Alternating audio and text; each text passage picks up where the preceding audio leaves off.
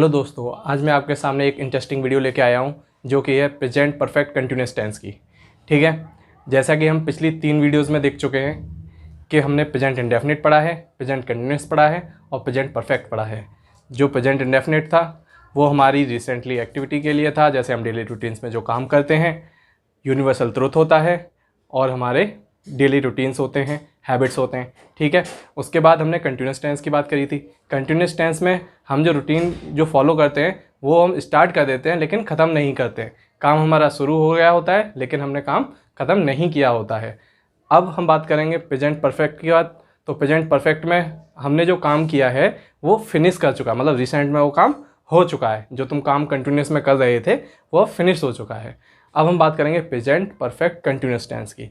इसमें क्या होता है कि जो हमारा वाक्य होता है वो कंटिन्यूअस होता है लेकिन हम पहले से वहाँ रह रहे होते हैं या पहले से जो काम कर रहे होते हैं, समय के साथ बात की जाती है इसमें। तो इसका जो पहचान है हम हिंदी में कैसे समझते हैं वो देखते हैं। ठीक है, इसमें क्या होता है, समय का साथ होता है। ठीक है, सेंटेंस में आपको समय दिखाई देगा और साथ के साथ में वाक्य के अंत में रहा है, रही है, रहे हैं या रहा हूँ, ये शब्द आते हैं। तो बस इसमें जो इम्पोर्टेंट बात है वो हमारी समय के साथ, ठीक है, हमें समय के साथ लेकर चलना है। ठीक है, इस सेंटेंस का हम यूज़ कहाँ करते हैं? This tense is use to tell about the action which is happening in our particular time. मतलब पर्टिकुलर किसी टाइम के अंदर कोई इंसिडेंट है जो कि चल रहा होता है, तो उसके लिए हम प्रेजेंट परफेक्ट कंटिन्यूअस टेंस का प्रयोग करते हैं। अब बात करें इसका यूज़ हम कैसे करें, मतलब टेंस को हिंदी से इंग्लिश में कैसे ट्रांसलेट करें। तो उसके लिए कुछ रूल्स हैं, जैसे कि पहले वीडियोज़ में हम देख चुके हैं कि कैसे कैसे हम रूल्स से इसे ट्रांसलेट करते हैं। तो देखिए, simple sentence, subject has have plus been plus verb की फर्स्ट फॉर्म के साथ आईएनजी प्लस ऑब्जेक्ट, इसके बाद में सिंस और फॉर। सिंस और फॉर समय के लिए लगाना पड़ेगा हमको। अब ये हम कैसा समय होगा, किस तरीके से लगाएंगे सिंस और फॉर को, अब वो हम देखेंगे। ठीक है, और उसके साथ में हम टाइम लगा देंगे कि किस टाइम पे बात की गई है। ठीक है, नेगेटिव सेंटेंस में subject plus has have been, उसके साथ में नॉट लगा देंगे। ठीक है, नॉट बीन प्लस वर्ब की first form plus ING plus object plus since for plus time. Okay, next interrogative question वाला प्रश्नवाचक वाक्य, has have plus subject plus been plus verb की first form plus ING plus object since for and time. Next question word interrogative, तो WH family के word जो भी होंगे, why, who, what, where, when, how, वो सब आ जाएंगे। उसके बाद has have plus subject plus been plus verb की first form plus ING plus object plus since for plus time and plus question mark. ठीक है, तो ये हमारे इंपॉर्टेंट कुछ रूल्स हैं जिनके सारे हम हिंदी से इंग्लिश में कन्वर्ट करेंगे। अब ये सेंटेंस हैं, ठीक है, इन सेंटेंस को हम बनाएंगे। और आप ये जानिए कि जो नोट्स हैं, जो सेंटेंस के लिए नोट्स हैं, ये आप कॉपी कर सकते हैं वीडियो को पॉज करके। तो वीडियो को पॉज करें और इसको एक स्क्रीनशॉट लेके अपना नोट्स बना लें ताकि आपको करने में कोई दिक्कत ना हो। अब हम सिंस और फॉर का प्रयोग देखेंगे। ठीक है, number by number since for का प्रयोग करके फिर इसके कुछ एग्जाम्पल्स करेंगे। अब हमने बात करी थी कि समय के साथ में सिंस और फॉर का प्रयोग करना है, तो हमें कब सिंस का प्रयोग करना है, कब फॉर का प्रयोग करना है, आइए चलो देखते हैं। ठीक है, सिंस, तो सिंस किस लिए यूज़ किया जाता है? डेफिनेट टाइम के लिए प्रयोग किया जाता है। ठीक है, जिसमें निश्चित समय की बात की जाती है। अब निश्चित समय किस तरीके से हो सकता है? जैसे कोई इंसान सुबह से काम कर रहा है या शाम से काम कर रहा है या शाम से सो रहा है या कुछ भी कर रहा है। साथ में महीनों के नाम आ जाते हैं, जैसे अक्टूबर से, मतलब हमें पक्का पता है ना कि वो अक्टूबर से ही वो काम कर रहा है, या नवंबर से काम कर रहा है, या फिर दिनों के नाम आ जाएं, या मंडे से काम कर रहा है, मतलब सोमवार से काम कर रहा है, रविवार से काम कर रहा है। ठीक है, या फिर समय जो बजने के लिए जो बोलते हैं हम, जैसे कि वो 2 बजे से 6 बजे से 7 बजे से, मतलब वो फिक्स टाइम बता रहा है कि हमें इस टाइम से इस टाइम के बीच में हमें काम कर रहा है वो। ठीक है, अब बात करें फॉर की, तो फॉर में आता है इनडेफिनिट टाइम। ठीक है, इनडेफिनिट टाइम मतलब अनिश्चित समय। ठीक है, अब अनिश्चित समय मतलब अब हमें टाइम फिक्स नहीं है। अब ये बता देगा वो कि 2 घंटे से काम कर रहा है, 4 घंटे से काम कर रहा है, या कुछ महीनों से काम कर रहा है, या कुछ भी, मतलब कैसे भी ऐसा समय हो कि वो पक्का समय ना बता पाए।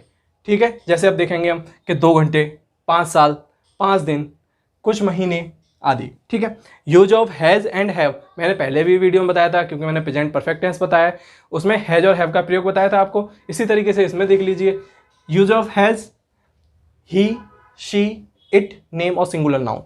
ठीक है। Use of have, I, we, they, you and plural noun. तो ये हमारे कुछ प्रयोग हैं, use of has and have, use of for, use of since. ठीक है। अब हम बात करेंगे कुछ एग्जाम्पल्स की। ठीक है। अब इसके एग्जाम्पल्स करेंगे और अपने टॉपिक को क्लियर करेंगे। अब हमारे पास कुछ एग्जाम्पल्स हैं, इन एग्जाम्पल्स को देख के हम समझेंगे कैसे हिंदी से इंग्लिश में ट्रांसलेट किया जाता है। ठीक है। पहला है, वह सुबह से रो रही है। सुबह से मैंने बताया था ना, सुबह से के लिए हम क्या लगाएंगे, सिंस का प्रयोग करेंगे, क्योंकि ये क्या है, डेफिनेट टाइम है। क्या है, डेफिनेट टाइम है, तो इसके लिए यहाँ पे सिंस का प्रयोग हो जाएगा। अब देखो सेंटेंस कैसे बनाना है, वह रो रही है मतलब लड़की है, तो शी आ जाएगा। हैज़ बीन, रोना की क्राई होता है, क्राइंग, सिंस मॉर्निंग। ठीक है। मैं 20 मिनट से आपकी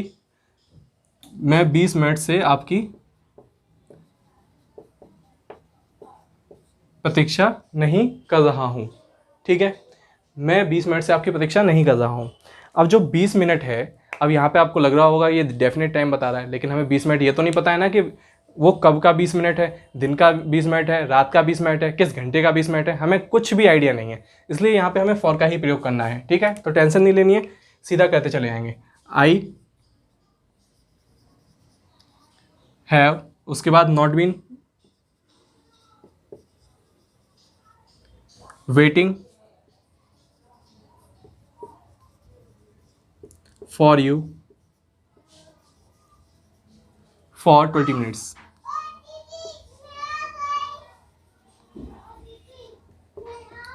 ठीक है।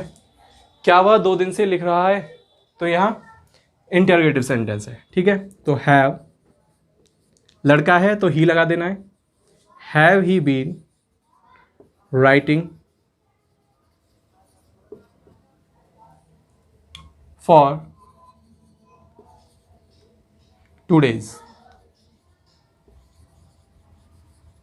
क्वेश्चन मार्क लगा देंगे। ठीक है। अध्यापक 2020 से क्या पढ़ा रहे हैं, ऑनलाइन पढ़ा रहे हैं, जैसे हम भी पढ़ाना शुरू कर दिए। अब देखिए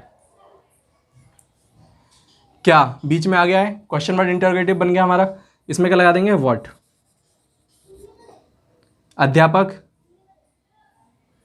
हैज़, या यहाँ पे अध्यापक, अगर यहाँ पे प्लूरल बनाना है, मतलब एक अध्यापक की बात की जाएगी तो हैज़ का प्रयोग हो जाएगा, और अगर बहुत सारे अध्यापकों की बात की जा रही है तो वहाँ पे हैव का प्रयोग कर लेंगे। आपकी जैसी मर्जी हो उस हिसाब से कर लेना। मैं चलो बहुत सारे अध्यापकों के लिए लगा देता हूँ। ठीक है। What have teachers been teaching since